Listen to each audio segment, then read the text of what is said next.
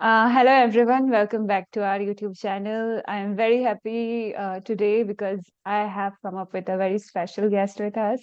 We have Radhika Malhotra with us, all the way from a different country and having different time zones, and we are going to have a book discussion today. So let me give a little intro about her. So Radhika Malhotra is a film writer based in Mumbai, but currently, if I'm not wrong, you are not present in this country, right? and Yeah. and she has spent her childhood in Dubai, Oman, and United States. So, different countries, different experiences, and I think this is going to be a very lovely conversation with you. But before that, let me give a short intro about the book. So, the book we are going to talk about today is That's Why Dogs Fly, and it's a very whimsical and heartwarming goodbye book that tells the magical tale of a charming and witty girl and her fluffed white pup. So, yeah, I mean, this is going to be a very different book that I usually read, and I'm still on the process. Once I complete it, I'll definitely know how the experience was. So, yes, Radhika, welcome to this conversation. And first It's of all, a light, yeah, short read. okay. So, how was the experience so far writing this book and publishing it? And how you were connected to this book? How do you feel about it? Well, this book in particular has been really special because it wasn't a commission piece. It came straight from the heart. It is, I'll say a little bit about it. It is about my dog, who I lost. And so one wouldn't think that you would make a whimsical book out of that, but sometimes those are the best memories that you have. And I think what makes it so special is that it's really based on real people and a real dog and a real journey. So Yes. So the girl you mentioned in this book is it related to you, or like how how was the process that you decided so to pen actually, down? I mean, without revealing too much about the book, I do have a little niece called Anaya, my brother Gautam's daughter, and she's an absolute dog lover. And so this book was really like inspired by her in a way to kind of communicate things with her, and to have like, a difficult conversation with her because she just loved this dog, Presley, that this book is based on. So very personal, very, very personal. I think it's the most personal piece I've worked on so far. Yes, right. And when did you start penning down this book, and like any initial thoughts you had at the beginning? Um, so this book I started penning down, I think a year after COVID. So it's been, I would say, 2.5 years in the making.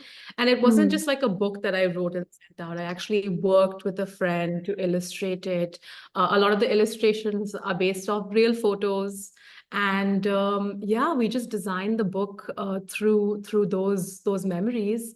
And I think the overall process was 2.5 years. Then I found Wonder House, which is a fabulous, fabulous publishing house to work with. They were so just understanding. They just wanted to uplift my vision. And I really appreciated that. So I think overall, because that was the whole experience as one, I think it was just unbelievable in terms of having the right publisher, the right inspiration, the right partner to work with. I think as a whole, the experience was really wonderful. Right. Uh, so I'll ask you a little about your profession. That am I audible? Yeah. Okay, sorry, I thought I missed something. So I'll ask you a little about your profession. So you are a film writer, right? And for how long you have been doing it, and how was your experience so far working in such an industry? And do you write only for, Indian movies or Indian cinemas, or like it includes everything? So I am a screenplay writer. Before this book, I was one. And so that basically means taking stories and creating good screenplays with them, which means like a Hmm. lot of visual work with cinema. So I do primarily work in Bollywood, although I am currently in talks to do a Hollywood project. So touch wood, everything will go well. But I really feel like more than Bollywood and Hollywood, like I think all stories have universal appeal if told the right way. And I Hmm. think that's what I really want to unlock, you know? Hmm. So yeah, in terms of working in Bollywood, I think I was very lucky, okay, because I started with Uri the Surgical Strike, which is, That's I don't know if great. you've heard of it, but Yes, yes. yeah, so I was a writing assistant there and I worked with Aditya, and that was obviously a great learning experience. He's great to work with. And I Hmm. went on to work with Bijoy Nam, fabulous mentor. He, had picked me up before Uri even released. I worked on an Hmm. Amazon show with Nitya Mehra, who again is a wonderful, wonderful mentor. And I think overall, I just was able to build things slowly at a pace that matched, my skill set. And so I've been very lucky and I've really come across the right people. And I've got to do a lot of projects that I'm really blessed to have. And I'm very excited to see where I go Hmm. next, whether it's books or more shows or films. Right. And to let my audience know, I forgot to mention about her IMDb profile. I went to your IMDb profile and I just forgot to mention in the beginning. But yeah, she has great grasp about the work she does. So I think this book is also going to, show a reflection of your work so far as a, visual creator when we talk about being screenwriter. I think most of it has to do with something that you have incorporated in your illustrations, if I'm not wrong. Absolutely, absolutely. I think also the way you think about something, I think Hmm. everything is decided by your perspective. That's the first thing, the point of view. And I think working in screenwriting gives you a very clear understanding of your perspective because you're in so many rooms fighting for a vision that you start to really know yourself. When you have to fight those battles is when you really see your true colors. Hmm. And only after you've been through a few battles do you really know how to fight the war. And that's kind of what gets you ready for it. And I think that it has readied me in the right way to maybe take on the publishing world. Let's see if some more things come out. Yes. Uh, so I want to know it from a writer's perspective. I think, is this your first book, right? You have published. Yes. So being a screenwriter is little different. Like you work professionally in that, but when you write a book, that's very much connected to your personal life, and when you leave it to the world. And how do you process the feeling? Because whenever we submit something to other people to judge or to review, we are also very protective about it that people should not give us negative feedbacks or negative reviews. So, how Yeah. is that with you? I assume I'm wrong. I think it's good to start there. Yeah. But in all seriousness, I think it is about being open-minded to opinions and perspectives. I love working and collaborating with people. It's one of my favorite things to do because, I do have a bit of a cosmopolitan approach. I've lived and traveled all over the world, which is, you know, reveals itself quite clearly in this book. But I think overall, it's about just being able to like understand different perspectives and still know what yours is, you know? And I think it's also about knowing like where, I don't want to say where it really matters because that could come off wrong, but it's really true. It's also about choosing your battles, you know? Um, Unfortunately, it's an industry where like you have to be liked also to keep getting work. People have to want to work with you, and people don't often like to hear they're wrong. So Hmm. there is a lot of politics, there is a lot of diplomacy involved in it. Um, but yeah, I think overall great building blocks. Yes. And Any challenges that you have faced while writing this book, if you would like to share with us? Losing my dog.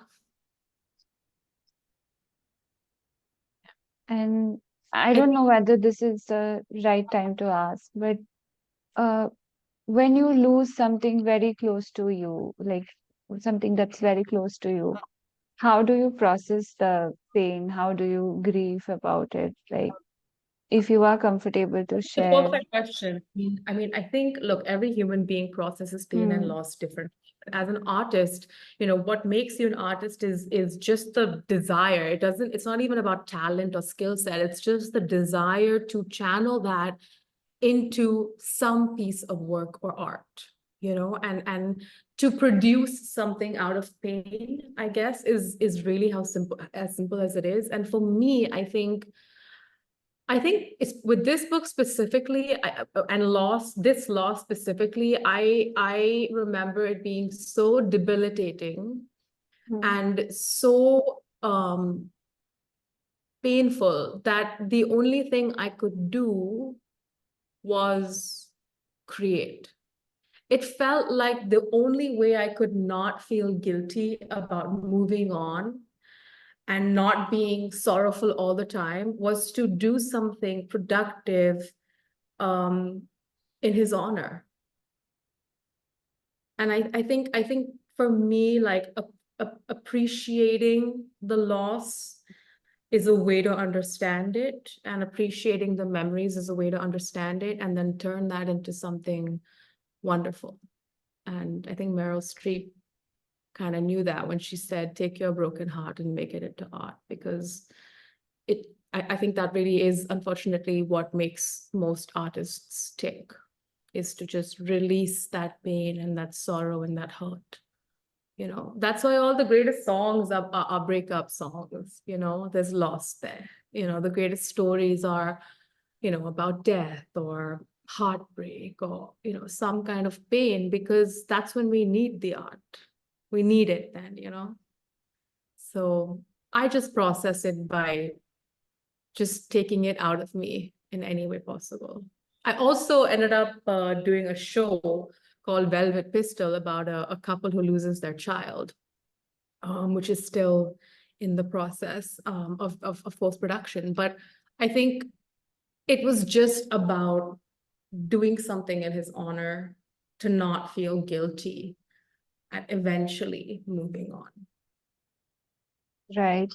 So, all beautiful things you have said to me just reminds me of how I used to romanticize my pain. Like, I mean, soaring over something is very common, and every second person is doing that.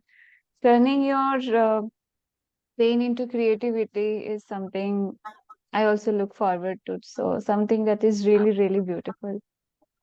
Yeah. Yeah. So, I would just like to ask you, as a creator, as someone who is into art, creative world, do you also feel sometimes that you are not being creative enough, or you are not able to, uh, you know, Oh, of procure course. some important things? So, Of course. That's the great battle, right? Like it's like, how prolific can you be that hmm, you're still making things, but it's not compromising your art, and it's not like factory work, because I meet a lot of writers, directors who are just also, and they're just moving, they're just going with the flow to do something. It's not that they're hmm, dying to do it or they're so passionate about it. And I think the ones that are the ones that hmm. really sort of create those amazing pieces. And how to process that feeling? Like, I used to do some of the creative things like sketching or doing some art. And I started taking it very seriously. When you get appreciation from people for the things you do, you start taking it very seriously and start pressurizing yourself for that. And when you are not, living up to the expectations, you just feel guilty about it that you are not able to, produce something new. Yeah. So, how to process that? I just want to know a little from you. Rather than processing that, I would rather find a way to keep creating. So for me, for example, it's travel. Hmm. Like traveling keeps changing my environment, and so it keeps giving me some inspiration or something new to draw from. Like the reason that we're not being prolific, the reason that we're not creating is either we're not inspired or we're lazy. Hmm. That's the reason that writers are not creating, or they are inspired but they don't know how to go about it. That's writer's block. That's something else. So I think that when you realize that, okay, you do want to keep creating, then you just build a routine and you do it. Like there are some days that I sit down and I write and I know I'm going to throw away every single one of those pages.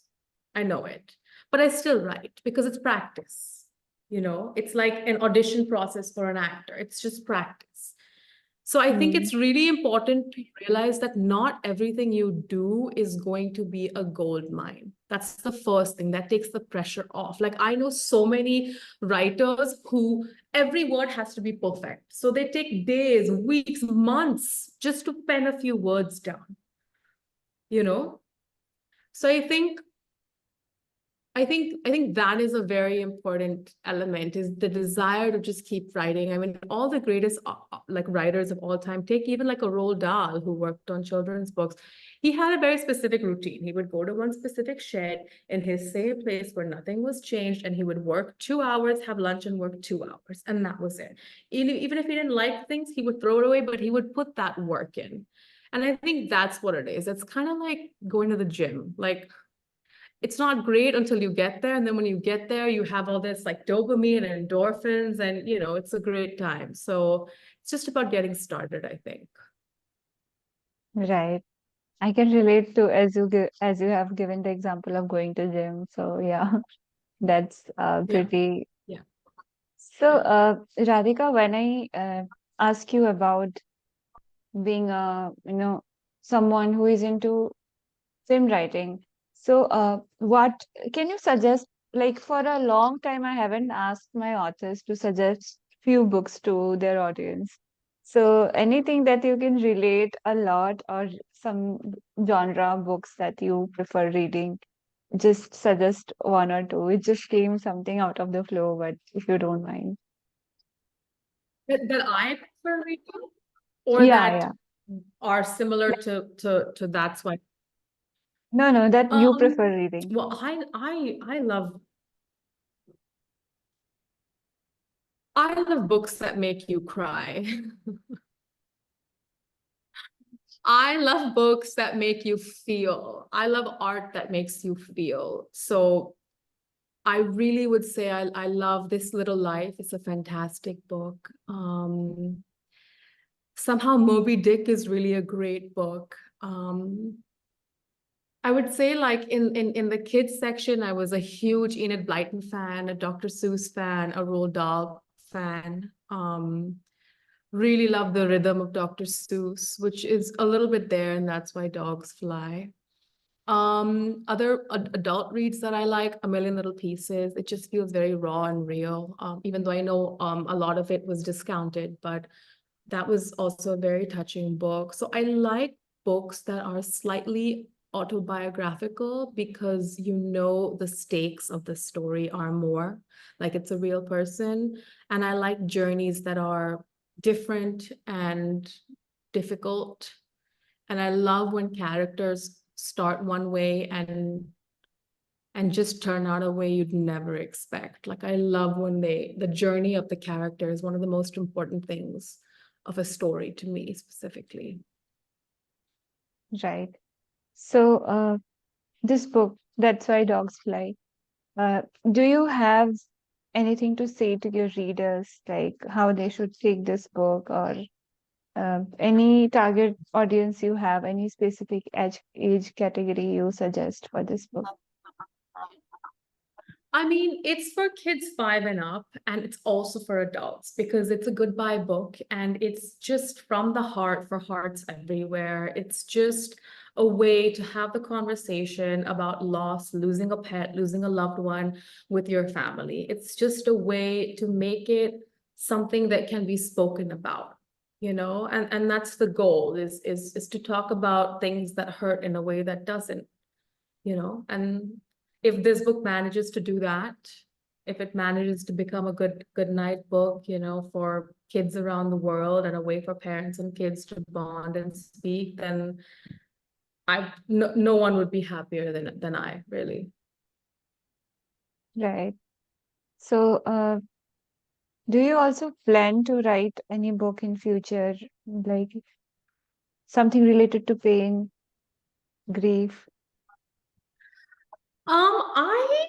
I love writing about pain in a way that is whimsical and fun and awkward. So even if I do write it, I will obviously write about like real things that happen, Mm, but I like to do it with a little bit of jest, because I don't think everything needs to be taken so seriously as well. And I think it just makes things more palatable, and it might also just be a personal defense mechanism that is leaking into my writing. But I think I definitely will write those things. I'm writing a children's book called Gremlin in a Lockbox, which I'm very excited about. That's about a boy that wants to be anything but a gremlin.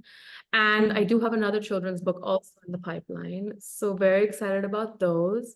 But I don't think any long format books in the foreseeable future. Maybe next year I might start thinking about that. I just have a lot of projects right now lined up that I need to finish. right. So, do you dedicate a specific time for writing your own thoughts, or just it goes with the work you do every day? It depends which country I am. There are certain places that I'm a morning person and I have 4 to 5 hours where I just write and that's it, and nothing bothers me, no one bothers me. And then I have other places where I write in the night and I can just write 13, 14 hours a day and then not write for weeks, So it's all about working with deadlines. I do have a journalism background. So, I work well with deadlines, I work well with structure, and I think that's benefited me a lot. Mhm. But I can write pretty much anywhere, anytime, anything. Okay. So, I think me, as someone who has been talking to many authors, I have also heard authors telling about children's book, and this is really beautiful. Something different that I have talked with you, something related to pain. For this is going to be really beautiful. I'm telling this to my audience or whoever is going to be your future reader. Please go ahead and read this book and let us know how do you feel about it. If you have anything to add, please add your reviews. And yeah, that's what we can expect. I'm just so excited to see how people enjoy the book, and I'm very grateful to be in this position and to have it out. And I'm very grateful to my puppy Presley and my niece Anaya, who inspired me to put it together. And it's it's for the world to have now. Yes. And do you have anything special for your readers to say? Just just to enjoy it, just to enjoy it, and use it as a device to have conversations that need to be had, really. Right. So I think this conversations was very amazing, although we couldn't have a very brief conversation kind of thing. But yeah, we try to touch every touch points, and I think it's better when you go and read this book. You will find it in Amazon on our website as well. So just go and have a read and let us know how do you feel And about in it. bookstores in Yeah, yeah, bookstores the also. Sorry. UK, the US, in Hmm. Walmart, it's in Crosswords, it's all over India. So find it. Right. Right. I think that was it. We had a lovely conversation, Radhika. Thank you for being here with us. And we finally could do it Thank you so after, much for yeah.